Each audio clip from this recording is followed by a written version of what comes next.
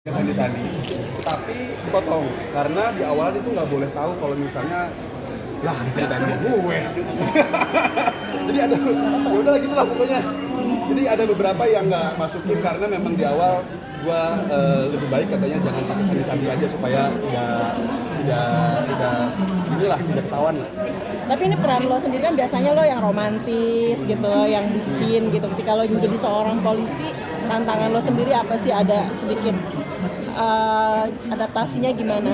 Ya itu dia mungkin tantangan gue sendiri, bagaimana seorang polisi itu suka sama perempuan, bagaimana cara menunjukkannya seperti apa kalau di depan orang banyak atau di depan atasan. Itu sih yang gue nggak bisa improve terlalu banyak mungkin ya, karena gue bawa suatu instansi yang besar, takutnya kalau misalnya gue terlalu banyak improvisasi gue yang disalahkan. Jadi lebih baik gue sharing lah sama polisi-polisinya kalau bisa jatuh cinta seperti apa, kalau misalnya suka sama orang pas lagi kerjaan seperti apa. Dan lo meninggalkan anak dan istri lama berapa hari sih ketika akhirnya 1 bulan? Terus gimana dong ketika lo ninggalin anak sendiri, rasa kangennya, terus tetap video call nggak sih sama anak? Pastilah, gue video call itu setiap hari, mau gue pulang jam berapapun gue harus video call, mesti anak gue udah tidur, gue harus tetap video call karena waktu itu gue syuting tuh Sarena masih umur 1 tahun kalau nggak salah. Masih umur sekarang 1,5 tahun lah, iya masih umur 1 tahun, jadi gue nggak mau ketinggalan perkembangannya lah sedikit pun, jadi yang lihat aja udah sama dia. Kemana sempat? Belum ngerti lah, masih belum ngerti, cuman kayak daddy gitu doang. Cuman aku lebih banyak video call sama mamanya sih daripada sama Sarena, karena kalau Sarena di video call saat itu dia tuh jadi pengen masuk ke dunia HP gitu loh.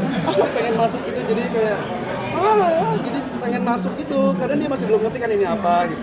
Jadi terus nangis, terus kuring, jadi mendingan nggak usah video call sama Sarena, lebih baik aku ngelihat dari CCTV aja karena lagi ngapain, dan aku video call sama mamanya.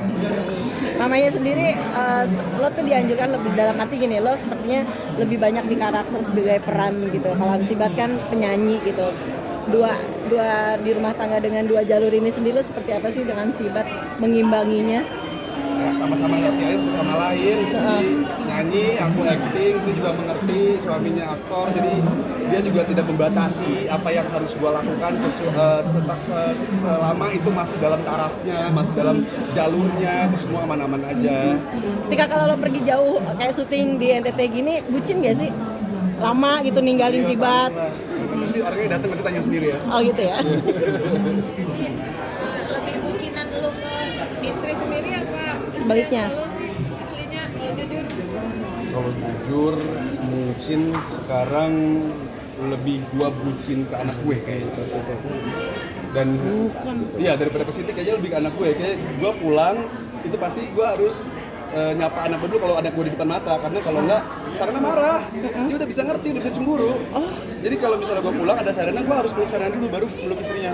Maksudnya peluk istri gue. Kalau enggak Sarena kayak langsung bete, nggak mau dipeluk, nggak mau diapain. Jadi gue yang udahlah gitu Sarena dulu. Betenya gimana nih? Apa? Betenya gimana? Nggak mau dipeluk, nggak mau dipegang gitu. Dia bisa acting. Udah bisa acting jadi dokter lah, acting nangis, acting marah gitu. Ini yang memicu jadi Sibat cemburu juga ya dengan kebucinan kalian bapak-bapak. Sibat cemburu nggak? Enggak lah, namanya juga bapak ke anak masa cemburu. Ya dimaklumin aja Lans, karena Sarena kan masih kecil juga, masih butuh kasih sayang dari orang tua yang luar biasa, yang benar-benar harus full. Jadi takutnya, soalnya kan gua tuh lahir dari anak yang besar dari anak yang broken home. Banyaklah hal-hal yang tidak gue dapatkan pas gue masih kecil. Jadi gue punya anak ini, gue harus memindahkan semua apa yang orang tua gue berikan ke gue. Jangan sampai anak gue merasakan hal yang sama kayak gue. Kayak misalnya contoh gue ke sekolah dulu, gue ngambil rapot atau gue ada acara sekolah, orang tua nggak pernah ada. Jadi ya udah, jadi gue memaksimalkan waktu kalau misalnya pun ada. Kalau nggak ada pun gue tetap paksain kalau misalnya gue harus syuting. Tapi ya di sekolah Sarena ada urusan, misalnya kayak ada show Sarena atau ambil rapot, gue harus paksain, gue harus datang saat itu juga karena gue nggak mau anak gue merasakan hal yang sama seperti yang gue rasakan dulu. Lebih totalitas dengan perhatian takut kehilangan 24 jam itu nggak sih, Iya. Agus? kayak gimana dalam artian tadi lo bilang pernah punya pengalaman yang namanya broken home, tapi jangan sampai Serina tuh kekurangan perhatian gitu kan. Nah seperti apa sih quality time-nya mungkin ke Serinanya sendiri? Ya sesibuk-sibuknya mungkin aku dan Siti itu memaksimalkan waktu kayak misalnya dalam seminggu kita bener-bener full banget, tapi kita harus sediain 1 hari aja buat main sama Sarina ke mall atau misalnya berenang atau misalnya kemana. Pokoknya kita harus selesaiin 1 hari aja buat family time lah sama keluarga. Tapi kan tadi misalnya 2 tahun terakhir mungkin ada nggak sih kayak ada hal yang jadi perhatian gitu, oke itu yang jadi perhatian dan ketakutan atau seperti itu? Apa ya? Ya mungkin lebih memperhatikan kesehariannya, kesukaannya apa, Itu siapa sih? apa yang dia suka dan dia enggak. Karena sebenarnya itu adalah sesuatu yang sebenarnya sepele, tapi mungkin buat anak itu adalah sesuatu hal yang luar biasa kalau orang tuanya bisa mengetahui apa yang dia mau, apa yang dia suka dan dia tidak suka. Kak, tapi ketika lo mempunyai problem itu, lo seperti apa sih menyikapi di masa umur berapa pada saat itu mungkin? Kelas 4 SD, nyokap gue tuh cerai kelas 2, kelas 3 SD, 4 SD kalau nggak salah. Terus nyokap gue meninggal kelas 1 SMP. Ya berat banget sih, itu masa-masa terberat gue mungkin dalam hidup. Gue tidak ada orang tua di dekat gue gitu, maksudnya kayak gue masih kecil dan gue masih butuh orang tua sebenarnya, tapi ya memang sudah jalannya seperti itu. Mungkin itu adalah jawaban dari karakter pendewasaan yang sekarang gue dapatkan saat ini. Kalau misalnya nggak ada, mungkin gue nggak bakal dapet ada di titik ini mungkin, atau misalnya gue masih childish atau kayak gimana, mungkin kita nggak ada yang tahu, atau misalnya gue mungkin jadi nakal atau jadi pengedar narkoba, nggak ada yang tahu kan. Jadi ya mungkin itu adalah proses pendewasaan yang gue dapatkan dari proses kehidupan. Sistem akhirnya lo dididik sama kan, karena mama udah nggak ada tuh ketika itu, tinggal papa gitu ya. Ketika itu sendiri lo pendidikan tuh yang lo akhirnya lo bisa dididik sampai di saat ini tuh apa tuh, seperti apa sih cara ngedidik lo? Bokap itu tentara. Jadi gue ketemu bokap itu setelah nyokap gue meninggal. Jadi setelah nyokap dan bokap gue cerai saat itu, gue nggak ketemu sama bokap sampai kelas 1 SMP, pernah meninggal baru ketemu lagi. Jadi ya sebenarnya luar biasa untuk bisa menjalani itu semua di hari-hari itu, karena itu sakit banget sebenarnya. Kayak gue masih SD, nggak ada papa, ditinggalin papa, pas udah SMP ditinggalin mama. Terus habis itu ketemu lagi sama papa, dan papa tuh bener-bener keras orangnya, yang kayak pendidikan nomor 1 gitu, kayak pengennya gue jadi apa. Terus ya mulai dari situ gue mikir kayak, kayaknya kalau punya anak gue nggak bakal mendidik anak gue sekeras ini deh, karena ya yang terjadi anak itu malah jadi pembangkang atau kayak gimana. Makanya itu mendidik anak itu gue belajar dari orang tua gue mendidik gue.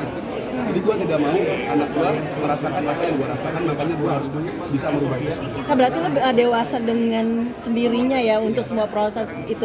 Gimana ketika proses itu ada apa sih, maksudnya jatuh bangunnya lo berkaca dari siapa? Kenang-kenangan. Ini kenang-kenangan. Ini kenang-kenangan. Nggak sih ketika ketemu apa nggak ketemu kan Pasti ya, cuma kangen, lebih ke kangen, lebih ke akhirnya gue masih punya perasaan dari gitu.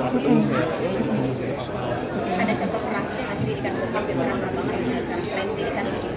Oh iya parah, gue itu dulu dididik, gue laki-laki kan, agak kaget juga sih, mungkin gue di pas nyokap gue nggak dapat pendidikan itu. Pas gue ke bokap gue itu meskipun bukan anak laki-laki, gue nggak boleh pulang lewat dari jam 10. Kalau lewat dari gue kayak princess, jadi gue kayak putri salju, gitu. Apa namanya, Cinderella gitu. Kalau bisa lewat dari jam 10, gue dikatain semua kata-kata yang sangat indah sih keluar dari mulut bapak gue. Kayak sangat-sangat indah, luar biasa. Makanya gue ya belajar lah dari itu semua. Tapi terpatri nggak sih di hati dengan didikan papa yang keras itu, terpatri Ada nggak? juga yang gue dapatkan dari didikan itu, gue jadi bisa menghargai dengan waktu.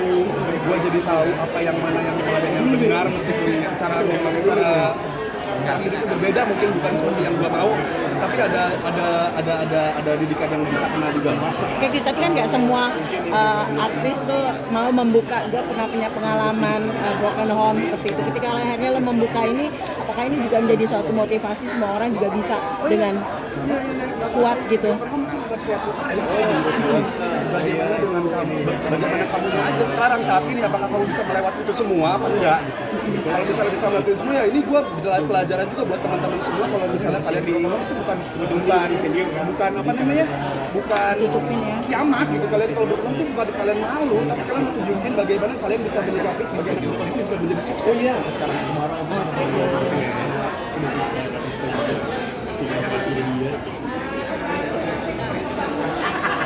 Benar, tanya sama Sitinya sedikit dulu. Nanti kita wawancara lagi. Oke, Kak. Tanya aja sama Siti. Nggak ada yang mau lanjut. Udah? Sip. Aku ganti baju dulu bentar.